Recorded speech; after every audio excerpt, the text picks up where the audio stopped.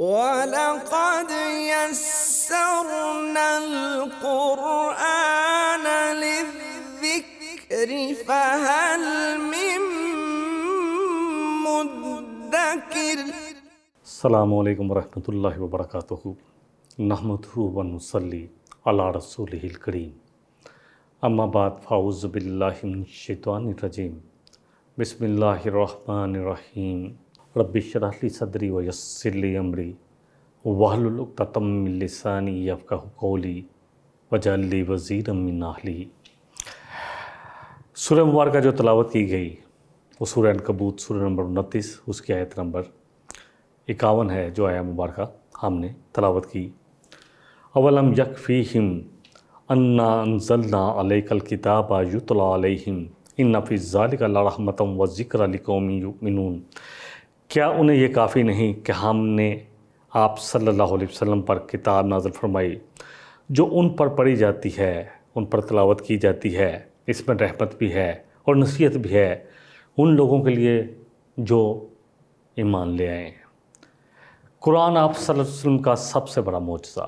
اللہ فرمانے کیا یہ معجزہ کافی نہیں ہے، کیونکہ اہل مکہ جو تھے، قریش مشرکین مکہ جو ایمان نہیں لائے تھے، وہ بار بار آپ سے کوئی معجزہ مانگتے تھے کہ معجزہ دکھائیں ہمیں، اور کہا کہ اس طرح کریں کہ بڑا معجزہ دکھائیں، کوئی حسی معجزہ دکھائیں جو ہمیں نظر آئے، یعنی فزیکل کوئی ایسی چیز جو ہمیں نظر آئے کہ واقعی آپ اللہ کے رسول ہیں۔ کہنے لگے کس طرح کریں اس مکے کی پتھریلی زمین کو سرسبز کر دیں تاکہ ہم یہ باغات بن جائیں، ہم اس میں کھیتیاں اگائیں، صفا کی پہاڑی کو سونے کا بنا دیں۔ اپنے رب سے دعا کریں کہ ہمارے لیے یہاں پر انگوروں کے باغ لگا دے، چشمے بہہ پڑے، آپ کے لیے ایک بڑا محل ہونا چاہیے، تب ہم مانیں گے کہ آپ اللہ کے رسول ہیں۔ اللہ سبحانہ وتعالیٰ نے جبریل علیہ السلام کو بھیج دیا۔ جبریل علیہ السلام نے آپ سے کہا، جبریل علیہ السلام نے فرمایا کہ اے اللہ کے رسول صلی اللہ علیہ وسلم، جو یہ چاہتے ہیں آپ کے شہر والے، یہ قریش جو چاہتے ہیں، اللہ دینے پر قادر ہے، اور اگر آپ کہیں گے تو اللہ ان کو عطا کر دے گا، لیکن اس کے بعد اگر ان میں سے کسی ایک نے بھی کفر کیا تو اللہ ایسی سزا دے گا جو اس سے پہلے کسی کو نہ ملی ہوگی۔ یا پھر یہ ہے کہ اللہ توبہ کا دروازہ کھلا رکھے گا آپ کے امت کے لیے یا ان لوگوں کے لیے جن کو آپ دعوت دے رہے ہیں، جب بھی توبہ کریں گے تو اللہ ان کی توبہ کو قبول فرمائے گا۔ تو اللہ کے رسول جو کہ نبی رحمت ہیں صلی اللہ علیہ وسلم، آپ نے کہا کہ اللہ توبہ کا دروازہ باقی رکھنا، اللہ پلٹنے کا دروازہ باقی رکھنا۔ تو یہ بہت بڑا معجزہ جو قرآن کی صورت میں ہے، اس کے بارے میں صحیح بخاری کی حدیث بھی لے لیتے ہیں۔ نبی رحمت صلی اللہ علیہ وسلم نے فرمایا کہ ہر نبی کو ایسے ایسے معجزات عطا کیے گئے کہ انہیں دیکھ کر لوگ ان پر ایمان لائے، لیکن بعد کے زمانے میں ان کا کوئی اثر باقی نہ رہا۔ مجھے جو معجزہ دیا گیا ہے وہ وہی ہے، یعنی وہی یہ جو میرے پر نازل ہوتی ہے قرآن ہے، جو اللہ تعالیٰ نے مجھ پر نازل کی ہے، یہ قرآن مجھ پر نازل کیا ہے، اس کا اثر قیامت تک باقی رہے گا۔ اس لیے مجھے امید ہے کہ قیامت کے دن میرے تابع فرمان لوگ دوسرے پیغمبروں کے تابع فرمان لوگوں سے زیادہ ہوں گے۔ اس طرح سے مسلم کی حدیث ہے، اس میں 2 چیزوں کا بیان آیا ہے۔ ابو ہریرہ راوی ہیں، روایت کرتے ہیں کہ اللہ کے رسول صلی اللہ علیہ وسلم نے فرمایا کہ انبیاء میں سے ہر نبی کو ایسے معجزے، ایسی نشانیاں دی گئیں جن کو دیکھ کر لوگ ایمان لائے، اور وہی مجھے دی گئی جو اللہ نے مجھ پر نازل فرمائی۔ وہ معجزہ بھی ہے اور نور بھی ہے، دونوں چیزیں ہیں اس میں۔ اللہ اکبر۔ اس لیے میں امید کرتا ہوں کہ قیامت والے دن ان سب سے زیادہ پیروکار میرے ہوں گے۔ اللہ کے رسول صلی اللہ علیہ وسلم کو جو معجزہ ملا وہ قرآن تھا۔ الحمدللہ جتنے بھی معجزے اس سے پہلے ملے، جیسے ہم دیکھتے ہیں سمود کو اونٹنی دی گئی، انہوں نے اس کی کوچے کاٹ ڈالی اور ان پر عذاب آیا۔ باقی جو اہل شریعت رسول ہیں، جو موسیٰ علیہ السلام ہیں، اللہ نے ان کو 9 معجزات دیے، جن میں سب سے بڑا معجزہ جو تھا وہ عصا تھا، جو ان کے ہاتھ میں لاٹھی تھی۔ اللہ کے حکم سے وہ سام بن جاتا تھا، اژدہا بن جاتا تھا، اللہ کے حکم سے۔ اللہ کا حکم ہوا جب بنی اسرائیل کو کہا لے کر چل پڑیے، جب آپ لے کر چل پڑے، سامنے سمندر تھا، دریا تھا، پیچھے فرعون اور اس کا لشکر، تو موسیٰ علیہ السلام کے لوگوں نے جو ان کے ساتھی تھے بنی اسرائیل نے کہا کہ اب تو ہم پکڑے جائیں گے، میں ہرگز نہیں، اللہ میرے ساتھ ہے اور مجھے ضرور عنقریب راستہ دکھائے گا۔ اللہ نے حکم دیا کہ آپ اس عصا کو مارے پانی پر، تو پانی 2 بڑے پہاڑوں کی صورت میں لیتا ہوا اور زمین سے خشکی اوپر آئی، اور پوری بنی اسرائیل پوری کی پوری تقریباً 7 لاکھ نفوس پر 7 لاکھ کا یہ قافلہ تھا یا 6 لاکھ کا قافلہ تھا، سب گزر گئے۔ اور پھر اللہ نے حکم دیا، فرعون پیچھے آیا تو اس کو غرق کر دیا۔ تو اللہ کے لیے لیکن یہ نشانی عصا اس وقت تک نشانی تھا جب تک کہ موسیٰ علیہ السلام زندہ تھے۔ آج وہ ایک لکڑی کی لاٹھی کے سوا کچھ بھی نہیں۔ عیسیٰ علیہ السلام کو طب کے بہت بڑے معجزے دیے گئے۔ سب سے بڑا معجزہ یہ تھا کہ جو بائی برتھ بلائنڈ تھا اس پر ہاتھ پھیرتے تو وہ اللہ کے حکم سے اچھا بھلا ہو جاتا، پرندہ بناتے مٹی سے اور اس میں پھونک مارتے تو وہ جیتا جاگتا پرندہ بن جاتا۔ پھر سب سے بڑا معجزہ، کسی کو اگر کچھ زندہ کر کے پوچھنا ہوتا تو کہتے کم باذن اللہ، تو وہ مردہ کھڑا ہو جاتا اور جو پوچھتے وہ بیان کر کے پھر مر جاتا۔ یہ اتنے بڑے معجزے تھے، لیکن یہ سب عیسیٰ علیہ السلام کے ساتھ تھے۔ جب اللہ سبحانہ وتعالیٰ نے عیسیٰ علیہ السلام کو اٹھا لیا تو معجزے ختم ہو گئے، جبکہ یہ قرآن جیتا جاگتا معجزہ ہے اور قیامت تک کے انسانوں کے لیے ہے۔ معجزہ کسے کہتے ہیں؟ معجزہ عاجز کر دینے والی چیز، جو بار کر مقابلہ کرے اور دوسرا سامنے والا عاجز آ جائے۔ اللہ اکبر۔ اس کے بارے میں تھوڑا سا قرآن سے اور بھی مدد لے لیتے ہیں۔ قرآن جو ہے اس کا سب سے بڑا معجزہ، اس کا اعجاز اور امتیاز، قرآن کا سب سے بڑا اور بنیادی اعجاز جو ہے، اعجاز کہتے ہیں معجزے کو، جو کسی کو عاجز کر دینا۔ سارے لفظ اسی سے ہے، عین، جیم اور زا سے۔ اس کا مکمل دستور حیات اور نظام زندگی ہے۔ قرآن نے پورا ایک سسٹم دیا ہے، کسی شعبے کو بھی نہیں چھوڑا، چاہے آئلی ہو، چاہے گھریلو ہو، چاہے اکانومی والا ہو، ہر معاشرے عدالتی ہو، کیسے فیصلے ہوں گے، ہر چیز کو بیان کیا ہے۔ قرآن دین اور دنیا کے ہر شعبے میں مکمل ہدایت نامہ ہے، رہنمائی کرتا ہے۔ ایمان، عقائد، افکار، معیشت، معاشرت، نظام حکومت، عدالت، غرض کے ہر شعبے میں، ہر ایک شعبے میں ایک مستحکم اور جامع رہنمائی یہ قرآن دیتا ہے۔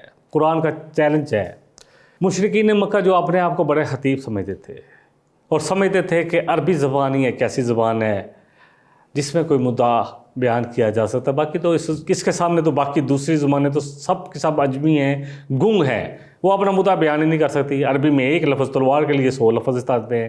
جو چیزیں عرب کو پسند تھی، اونٹ کے لیے پتہ نہیں کتنے انہوں نے نام رکھے ہوئے تھے، تو یہ سب، اور پھر باقاعدہ ان کے مشاعرے ہوتے تھے، پروگرام بنتے تھے کہ کون آگے زیادہ زبردست خطابت کرے گا اور کون زیادہ بڑا شاعر ہوگا۔ پھر یہ مقابلہ ہوا، آخری مقابلہ، اللہ اکبر، جو 7 یا 6 کعبے کے ساتھ جو کلام لٹکائے گئے، جو آخری کلام تھا وہ حضرت لبید کا تھا رضی اللہ عنہ، بعد میں مسلمان ہوئے۔ مقابلہ انہوں نے جیتا اور ان کا جو کلام تھا وہ کعبے کی دیوار کے ساتھ لگا دیا گیا۔ کعبے میں، حرم میں یہ مقابلے ہوتے، ان کو اپنی فصاحت، اپنی شاعرانہ کلام کا بات بھی کرتے تو شاعرانہ طریقے سے کرتے تھے، بڑا ذوق تھا۔ حضرت لبید اللہ اکبر جب مسلمان ہوئے تو شعر و شاعری چھوڑ دی۔ عمر فاروق رضی اللہ عنہ نے ایک دفعہ پوچھا کہ لبید کیا ہوا، شاعری نہیں کرتے آپ؟ فرمایا افبعد القرآن، کیا بلا قرآن کے بعد بھی میرے پاس کچھ کہنے کے لیے رہ گیا ہے؟ بہرحال قرآن کا اتنے بڑے جو اپنے آپ کو بڑے شاعر سمجھتے تھے، فصاحت اور خطابت کے زوم رکھنے والے یہ مشرکین عرب کو قرآن نے چیلنج کیا۔ وہ کہتے تھے کہ یہ کسی بشر کا کلام ہے، محمد صلی اللہ علیہ وسلم نے خود کر لیا ہے، قرآن کہنے لگا۔ قرآن نے ان کو کھلا چیلنج دیا۔ سورہ بنی اسرائیل سورہ نمبر 17 اور آیت نمبر 88 میں پہلا چیلنج آیا۔ اللہ فرمانے کل لئن اجتمعت الانس والجن علی ان یاتوا بمثل ھذا القرآن لا یاتون بمثلہ ولو کان بعضهم لبعض ظہیرا۔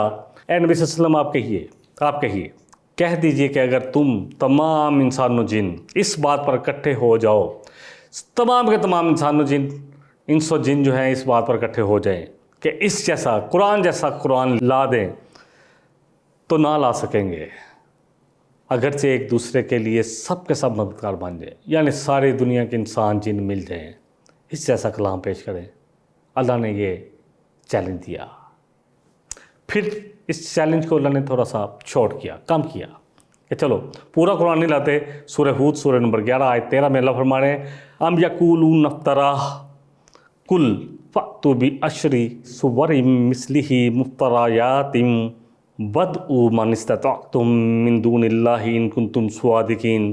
یا وہ کہتے ہیں کہ اس نے خود یہ قرآن گڑھ رکھا ہے، نبی صلی اللہ علیہ وسلم آپ کہہ دیں کہ تم بھی 10 اس جیسی گڑھی ہوئی صورتیں لے آؤ، اور اللہ کے علاوہ چھوڑ کر، ان کا کہیں جی اللہ کو چھوڑ دے، اس کے علاوہ جتنے انسان موجود ہیں دنیا میں، جتنے جن و انس ہیں، تم سب کو بلا لاؤ اگر تم واقعی اپنے اس دعوے میں اس بات پہ سچے ہو کہ یہ قرآن کسی بشر کا کلام ہے۔ پھر اللہ نے اس چیلنج کو کچھ اور بھی کام کیا۔ سورہ یونس سورہ نمبر 10 آیت نمبر 38 میں اللہ نے کہا ام یقولون افتراہ قل فأتوا بسورۃ مثلہ وادعوا من استطعتم من دون اللہ ان کنتم صادقین۔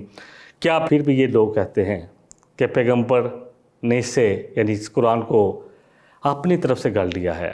کہو کہ پھر تم بھی اس جیسی ایک ہی صورت گڑھ لاؤ، اور اس کام میں مدد لینے کے لیے اللہ کے سوا چھوڑ کر جس کو پکارنا چاہتے ہو سب کو بلا لو، اگر تم سچے ہو، اگر سچے ہو اس دعوے میں کہ یہ قرآن کسی بشر کا کلام ہے۔ دیکھیں ایک صورت سورہ کوثر بھی ہے اور یہ مکی سورہ ہے، اللہ نے چیلنج دیا کہ اس جیسی ایک صورت بنا لو۔ عرب جن کو اپنی فصاحت، بلاغت، اپنی خطابت، اپنا شاعرانہ بات بھی کرتے تھے تو شاعرانہ انداز میں بڑا ذوم تھا، بڑا ان کو ذوم تھا، بڑا فخر کرتے تھے کہ ہم بڑے زبردست خطیب ہیں، لیکن یقین جانیں ایک شخص نے بھی اس چیلنج کو قبول نہیں کیا، کیونکہ ان کو پتہ تھا کہ یہ قرآن کیا ہے، اس کا کیسے اس کا توڑ لا سکتے ہیں۔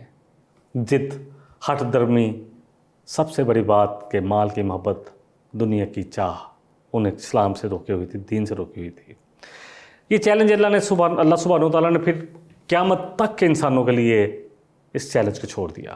اس وقت کے عرب ہوں، وہ تو خیر بہت اس زبان کو سمجھتے تھے، وہ جو پرانے زمانے کے عرب ہیں، اب تو عربی میں بھی تھوڑی بہت تبدیلی آ گئی، عرب بھی بولنے والے ملک بھی بہت زیادہ ہیں۔ آج کے عرب ہوں، عجمی ہوں، پوری دنیا کے انسان آج سے لے کر جو پہلے گزر چکے وہ تو گزر چکے، آج سے لے کر جو قیامت تک آنے والے ہیں، سب کے لیے اللہ کا چیلنج کھلا ہے، سب کو اللہ نے چیلنج کر دیا۔ قیامت تک کے آنے والے انسانوں تک کے لیے یہ چیلنج ہے کہ اللہ فرما رہے ہیں سورہ البقرہ سورہ نمبر 2 آیت 23 اور 24 میں وَإِن كُنتُمْ فِي رَيْبٍ مِّمَّا نَزَّلْنَا عَلَىٰ عَبْدِنَا فَأْتُوا بِسُورَةٍ مِّثْلِهِ وَادْعُوا شُهَدَاءَكُم مِّن دُونِ اللَّهِ إِن كُنتُمْ صَادِقِينَ۔ اور اگر تم اس بارے میں شک میں ہو، اس قرآن کے بارے میں شک میں ہو جو ہم نے اپنے بندے پر نازل کیا، اپنے بندے محمد صلی اللہ علیہ وسلم پر نازل کیا ہے، تو اس جیسی ایک صورت ہی لے آؤ، اللہ تعالیٰ کے سوا اپنے حمایتیوں کو بھی بلا لاؤ اگر تم سچے ہو۔ یہاں تک تو یہ بات ہو گئی، بلا لاؤ، چیلنج ہو گیا۔ اب اللہ سبحانہ وتعالیٰ اگلی آیت میں اللہ کا جلال، اللہ اکبر، جھلکتا ہے۔ فَإِن لَّمْ تَفْعَلُوا وَلَن تَفْعَلُوا فَاتَّقُوا النَّارَ الَّتِي وَقُودُهَا النَّاسُ وَالْحِجَارَةُ أُعِدَّتْ لِلْكَافِرِينَ۔ پھر اگر تم نے نہیں کیا، نہ کیا اور تم ہرگز نہیں کر سکو گے، اللہ کا یہ چیلنج ہے، کھلا چیلنج ہے، تو اس آگ سے ڈرو جس کا ایندھن انسان اور پتھر ہوں گے، جو ایسے ہی انکار کرنے والے منکرین قرآن کافروں کے لیے تیار کی گئی ہے۔ یہ چیلنج آج بھی ہے، جس کو قبول کرنا ہے کر کے دیکھ لے آئے جیسا قرآن جیسی ایک آیت اللہ نے کہا ہے، الف لام میم ذالک الکتاب لا ریب فیہ ھدی للمتقین۔ اللہ اکبر، ایک چھوٹی سی صورت اللہ نے کہہ دیا نا، ایک صورت لے آؤ، چھوٹی سی صورت والعصر ان الانسان لفی خسر الا الذین آمنوا وعملوا الصالحات وتواصوا بالحق وتواصوا بالصبر۔ اللہ اکبر۔ امام شافعی کہتے ہیں کہ اللہ صرف یہ ایک صورت نازل فرما دیتا تو یہ بھی ہدایت کے لیے کافی ہو جاتی۔ اللہ اکبر، ایسی زبردست صورت کے جس میں اعلان کر دیا گیا کہ تمام انسان ہزارے میں ہیں، مگر وہ لوگ جو ایمان لائیں گے اور اس ایمان کے جو دعوے دار ہیں وہ ایمان کے مطابق عمل بھی کریں گے، اور پھر صرف اپنے تک نہیں روکیں گے بلکہ لوگوں تک بھی پہنچائیں گے، وتواصوا بالحق بھی کریں گے، حق کی وصیت بھی کرتے رہیں گے، آگے پہنچاتے رہیں گے، اور صبر کی تلقین کرتے رہیں گے۔ قرآن، کیونکہ صحیح مسلم کی حدیث میں ہم نے پڑھا کہ قرآن نبی صلی اللہ علیہ وسلم نے فرمایا کہ مجھے جو معجزہ اور نور دیا گیا ہے، مجھے امید ہے کہ میرے پیروکار قیامت والے دن سب سے بڑھ کر ہوں گے۔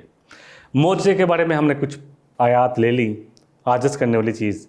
اب قرآن جو ہے وہ نور ہے، قرآن کریم واضح نور ہے، بالکل سمجھ لیں واضح، جو نظر آ رہا ہے کہ یہ نور ہے۔ اللہ اکبر۔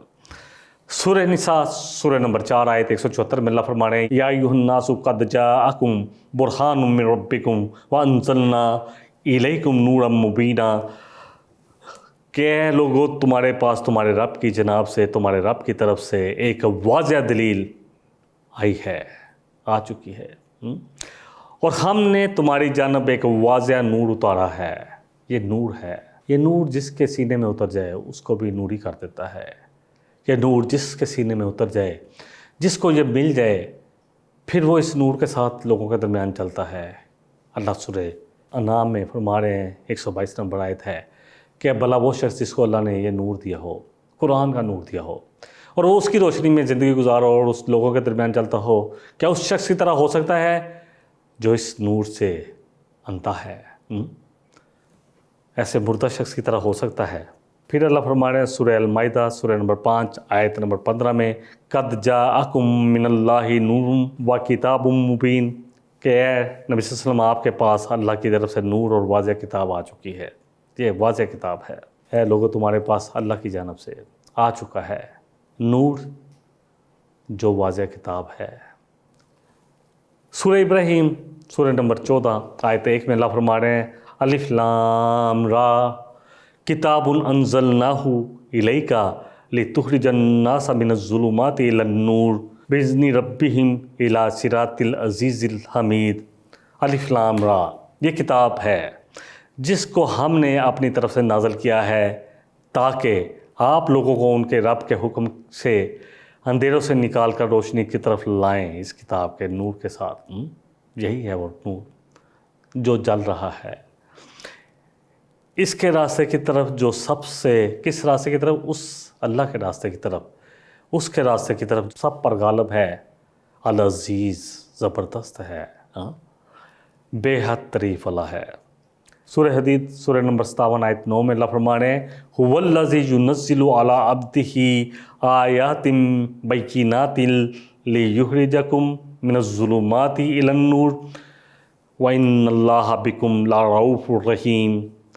وہ اللہ ہی ہے، اللہ ہی کی ذات ہے جو اپنے بندے پر واضح آیات اتارتا ہے، نازل کرتا ہے تاکہ وہ تمہیں اندھیروں سے نور کی طرف لے جائے۔ یقیناً اللہ تعالیٰ تم پر بڑا مہربان ہے، نرمی کرنے والا ہے، تمہارے بارے میں بڑا نرمی کرنے والا ہے اور بڑا رحم کرنے والا ہے۔ سورہ شورى میں اللہ سبحانہ وتعالیٰ فرما رہے ہیں کہ اسی طرح، اللہ اکبر، اسی طرح نور جو ہے ہم نے نبی صلی اللہ علیہ وسلم آپ کی طرف بھیجا۔ یہ نور، یہ قرآن، اللہ اکبر، یہ قرآن نور کی طرح ہے، یقین کریں۔ یہ تو جس سینے میں اتر گیا، یہ اس سینے کو روشن کرنے والا ہے۔ یہ قرآن اللہ کی طرف رہنمائی کرنے والا ہے، یہ قرآن سیدھا راستہ دکھانے والا ہے۔ اس کی روشنی میں جہاں گٹا گوپ اندھیرے ہیں آج دنیا میں جاہلیت کے، جاہلیت آپ کہہ رہے ہوں گے کہ لوگ تو بڑے پڑھے لکھے ہیں، جو اللہ سے نہ بلد ہیں، نہ واقف ہیں، جو مادے کے سب کچھ سمجھ بیٹھ رہے ہیں۔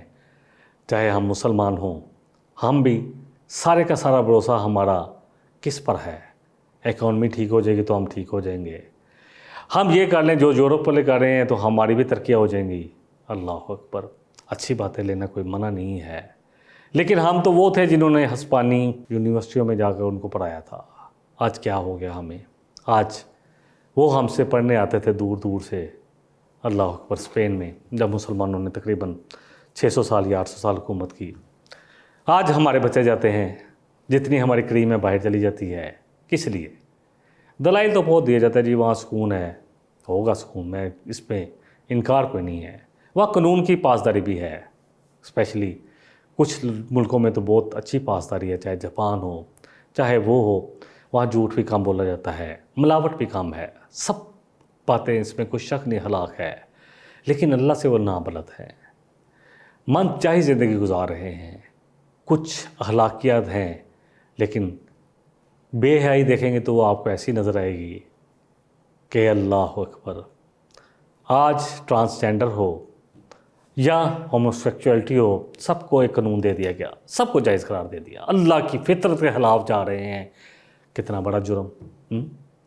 پھر آج سب سے زیادہ اسکینڈینیوین کنٹری ہوں یا جاپان ہو، سب سے زیادہ خودکشیاں کہاں ہو رہی ہیں؟ دیکھیں تو صحیح، جا کر نیٹ پر چیک کریں، باقاعدہ خودکشی کے سینٹر بنے ہوئے ہیں کہ بھائی کون سی خودکشی کرنا چاہتے ہو، آسان مشکل، اس کے مطابق فیس لی جاتی ہے۔ کیا ہے ان کو کیوں نہیں سکون؟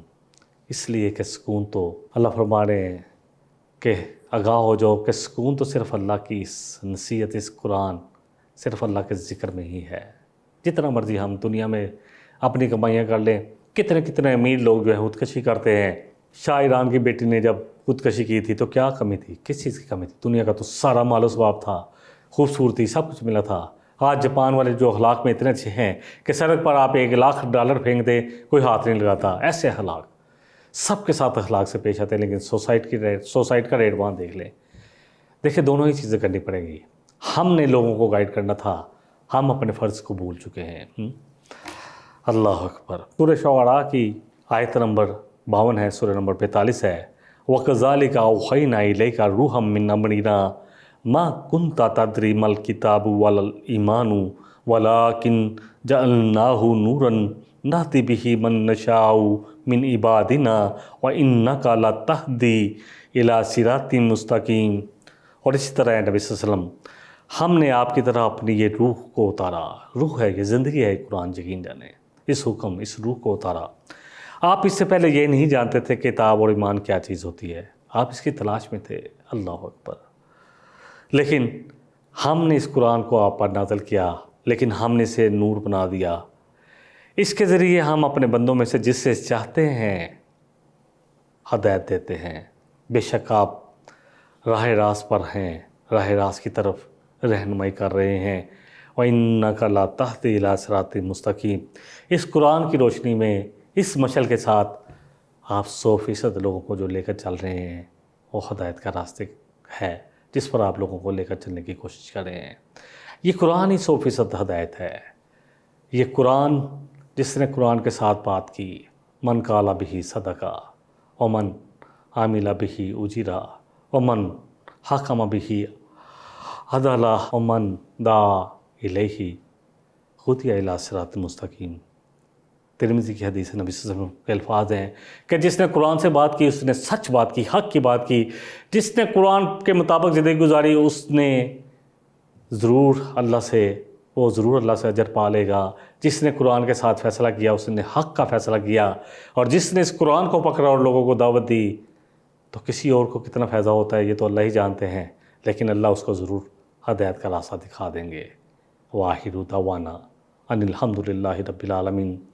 سبحانک اللہم و بحمدک، اشہد ان لا الہ الا انت، استغفرک و اتوب الیک۔ والسلام علیکم ورحمۃ اللہ وبرکاتہ۔ إن هذا القرآن يهدي للتي هي أقوم ويبشر المؤمنين الذين يعملون الصالحات أن لهم أجرا كبيرا۔